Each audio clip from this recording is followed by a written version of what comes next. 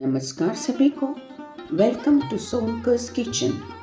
त्योहारों का मौसम हो और मिठाई की बात न हो, ऐसा हो ही नहीं सकता। आज मैं आपके लिए लाई हूँ एकदम खास लेयर्ड करंजी यानी गुजिया की रेसिपी, जो बाहर से होगी खस्ता, अंदर से होगी लाजवाब मीठे स्वाद वाली। तो चलिए शुरू करते हैं ये आसान और स्वादिष्ट रेसिपी लेयर्ड करंजी, जिसे बनाना जितना आसान है उतना ही खाने में मज़ेदार। तो इसके लिए सबसे पहले हम आटा लगाएंगे। तो मैंने एक बोल में 2 कप मैदा लिया है और इसे हम छान लेंगे। अब इसमें डालेंगे स्वाद अनुसार नमक और अच्छे से मिला देंगे। अब लेते हैं 2 टेबलस्पून गरम गरम शुद्ध घी और इसे मैदे में डालते ही तुरंत चम्मच की सहायता से मिला देंगे, क्योंकि घी बहुत ही गर्म है। यह ध्यान रखना भी ज़रूरी है कि घी डालते ही तुरंत मिला दें, वरना मैदा जल सकता है। जब घी थोड़ा सा ठंडा हो जाए तब हाथों से अच्छे से मिला लीजिए। ध्यान रहे कि मैदे का हर दाना घी से कोट हो जाए। चेक करने के लिए मैदे को आप मुट्ठी में दबाइए तो यह मुट्ठी बनकर टिकनी चाहिए। अब हम इस आटे को गूंथते हैं। तो इसके लिए आज मैं दूध से आटा लगा रही हूँ। आप पानी से भी आटा गूंथ सकते हैं। नॉर्मल टेम्परेचर वाला दूध लेंगे और आटा लगाएंगे। आटा न ज़्यादा सख्त होना चाहिए और न नरम। ये बिल्कुल हम पूरी का आटा लगाते हैं ना, वैसे ही इस आटे को भी हम लगाएंगे। आटा लगाने के बाद हम 5 से 7 मिनट इसे अच्छे से मसलेंगे ताकि आटे में लचीलापन आ जाए। आटा लगकर तैयार है। अब इसे हम बॉल में ट्रांसफ़र करके इसे ढक कर रेस्ट करने रखेंगे। तो चलिए अब आगे बढ़ते हैं और बनाते हैं करंजी का स्टफिंग। इसके लिए मैंने एक पैन में 2 टेबलस्पून खसखस पॉपी सीड्स लिया है और इसे हम धीमी आंच पर ड्राई रोस्ट करेंगे। लगभग हम 2 मिनट तक इसे भूनेंगे, जब तक कि इनकी खुशबू आने न लगे। ध्यान रहे कि खसखस जरा सा भी जले नहीं, वरना इसका स्वाद कड़वा हो जाएगा। उसी पैन में अब हम लेंगे 2 कप कद्दूकस किया हुआ सूखा नारियल। इसे धीमी आंच पर ड्राई रोस्ट करेंगे। लगातार चलाते रहे और तब तक भूनें जब तक नारियल का रंग हल्का सुनहरा भूरा न हो जाए। उसी पैन में हम लेंगे 1 टीस्पून शुद्ध घी। जैसे ही घी गर्म हो जाए, इसमें हम डालेंगे 1/4 कप बारीक रवा और इसे हल्का भूरा होने तक भून लेंगे। इसमें हम डालेंगे सूखे मेवे। मैंने लिया है 1 टेबलस्पून चारोली, 1 टेबलस्पून कद्दूकस किया हुआ बादाम, 1 टेबलस्पून कद्दूकस किया हुआ पिस्ता और 1 टेबलस्पून काजू के टुकड़े। इन्हें रवे के साथ अच्छे से भूनेंगे जब तक ये क्रंची ना हो जाए। करंजी में यह कुरकुरापन सचमुच बहुत स्वादिष्ट लगता है। अब बारी आती है साटा बनाने की, जो हमारी लेयर्ड करंजी को वो खास परतदार टेक्सचर देगा। तो इसके लिए एक बोल में हम लेंगे 2 टेबलस्पून शुद्ध घी और उसमें डालेंगे 2 टेबलस्पून कॉर्नफ्लोर।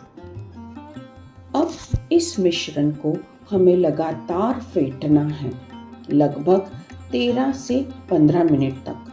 हाँ, थोड़ा सा धैर्य रखना पड़ेगा, लेकिन यकीन मानिए यही वो स्टेप है जो आपके करंजी को परफेक्ट लेयर्स देगा। फेंटते फेंटते आप देखेंगे कि इसका रंग और बनावट दोनों बदलने लगेंगे। धीरे धीरे यह मिश्रण क्रीमी, फ्लफी और हल्का होता जाएगा। यही संकेत है कि हमारा साटा बिल्कुल तैयार है। हमारा भुना हुआ सूखा नारियल, खसखस, रवा और सारे ड्राई फ्रूट्स अच्छी तरह से ठंडे हो गए हैं। इन्हें हम हल्का सा मिक्सर में पल्स ग्राइंड कर लेंगे। इससे हमारा स्टफिंग बारीक, स्मूथ और अच्छी तरह से मिक्स हो गई है। ये ना तो बहुत मोटी है और ना ही बहुत बारीक पाउडर। स्टफिंग हमारा पूरी तरह से ठंडा हो गया है। अब इसमें हम डालेंगे हाफ कप पीसी हुई शक्कर, जिसे हमने छान लिया है। शक्कर को हमेशा छानकर ही डालें ताकि इसमें कोई गुठली न रहे और स्टफिंग एकदम स्मूथ और बढ़िया बने। स्वाद और खुशबू के लिए इसमें हम डालेंगे 1/4 टीस्पून इलायची पाउडर और 1/4 टीस्पून जायफल का पाउडर। इसे अच्छे से मिक्स कर लीजिए। तो हमारी करंजी का स्वादिष्ट स्टफिंग तैयार है। हमारा सारण तैयार है, साठा भी तैयार है और आटा भी अच्छी तरह से सेट हो गया है।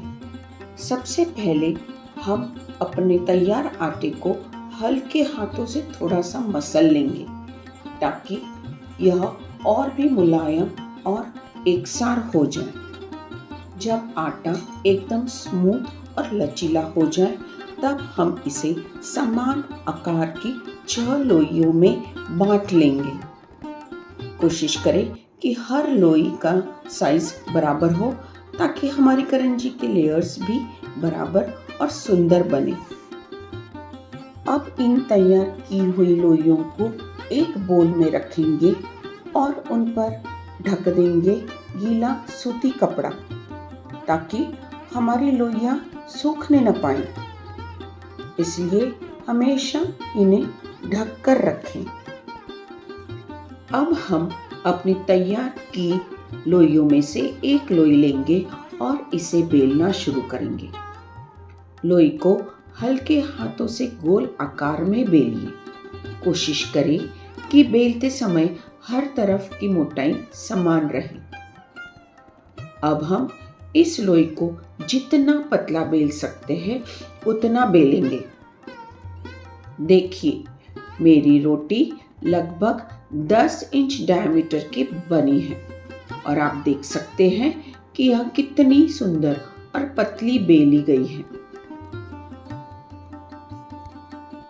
तो इस तरह हम एक एक करके बाकी की लोइयां भी इस आकार में बेल लेंगे। मैंने सारी 6 रोटियां बेल ली है और अब हम शुरू करते हैं उनका लेयरिंग का प्रोसेस। सबसे पहले मैं एक रोटी को समतल सतह पर रखूंगी। अब इसके ऊपर मैं साटे की बहुत ही पतली परत लगाऊंगी। ध्यान रहे, साटा बहुत ज़्यादा नहीं लगाना है, बस इतना कि पूरी सतह हल्के से कवर हो जाए। अब इसके ऊपर मैं दूसरी रोटी बहुत ही ध्यान से रखूंगी। इसे रखते समय यह ज़रूर देखिए कि कहीं एयर बबल न रह जाए। अगर कहीं हल्की हवा फंस गई हो तो उंगलियों से हल्के हल्के दबाकर उसे निकाल दें ताकि दोनों रोटियां आपस में अच्छे से चिपक जाएं। इस दूसरी रोटी पर भी मैं उसी तरह से साटे की पतली परत फैलाऊंगी। इस तरह एक एक करके मैं सारी रोटियों पर साटा लगाकर उन्हें एक के ऊपर एक रखती जाऊंगी। अब मैं छठी रोटी पर पहुंची हूँ और इसे भी बिल्कुल ध्यान से रखूंगी। इसके ऊपर भी साटे की पतली समान परत लगाएंगे और एक बार फिर सुनिश्चित करें कि कहीं भी एयर बबल न रह जाएं। अब हम इसे रोल करना शुरू करेंगे। रोल करते समय यह बात बहुत ध्यान से रखिए कि अंदर कहीं पर भी हवा, एयर बबल न रह जाए। हमें इसे टाइट रोल करना है, यानी जितना कसकर और बराबर दबाव के साथ आप रोल करेंगे उतनी ही सुंदर और साफ परतें आपकी करंजी में दिखाई देंगी। रोल करने की शुरुआत हम अंदर की साइड से करेंगे और धीरे धीरे बाहर की ओर हाथों से रोल को बढ़ाते जाएंगे। रोल करते समय हाथों को हल्के हल्के घुमाते रहें ताकि हर परत एक दूसरे से अच्छे से चिपक जाए। देखिए, हमारा रोल अब एकदम टाइट, लंबा और स्मूथ बन गया है। कोई दरारें भी नहीं है, कोई हवा भी नहीं। अब जब रोल पूरी तरह से तैयार हो जाए तो हम तेज चाकू की मदद से इसे समान आकार के टुकड़ों में काट लेंगे। ध्यान रहे कि हर टुकड़ा बराबर मोटाई का हो ताकि तलते समय सारी करंजी एक जैसी दिखे। देखिए, हमारी सारी लोइयां एकदम परफेक्ट साइज में कट गई है।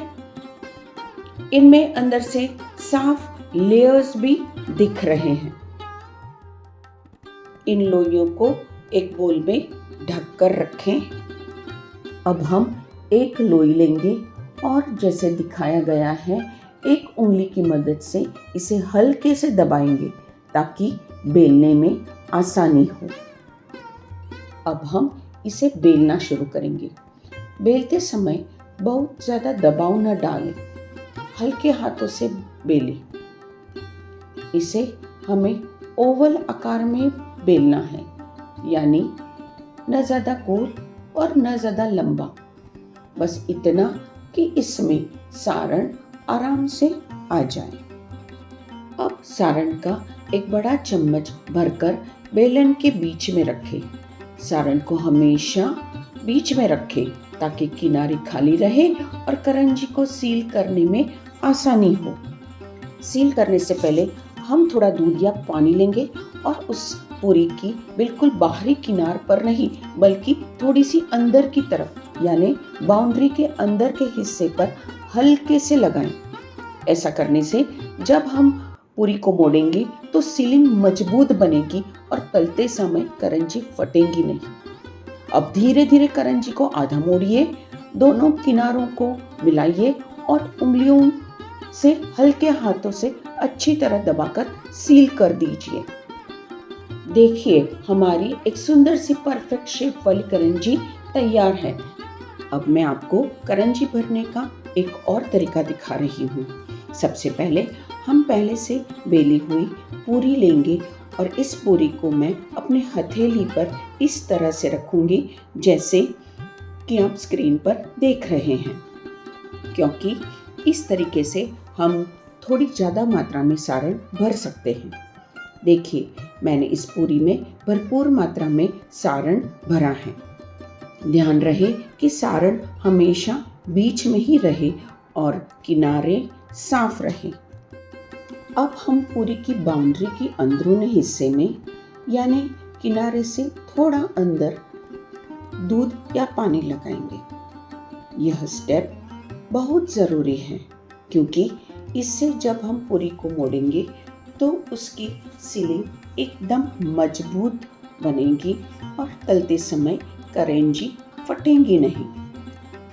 अब हल्के हाथों से पूरी को मोड़कर दोनों किनारों को मिलाइए और धीरे धीरे दबाकर सील कर दीजिए। अगर आपको ये तरीका आसान लगे तो इस तरह से सारी करंजियां भर सकते हैं। यह तरीका तेज भी है और भराई ज़्यादा समान रूप से होती है। मैंने घी गरम करने के लिए रखा है।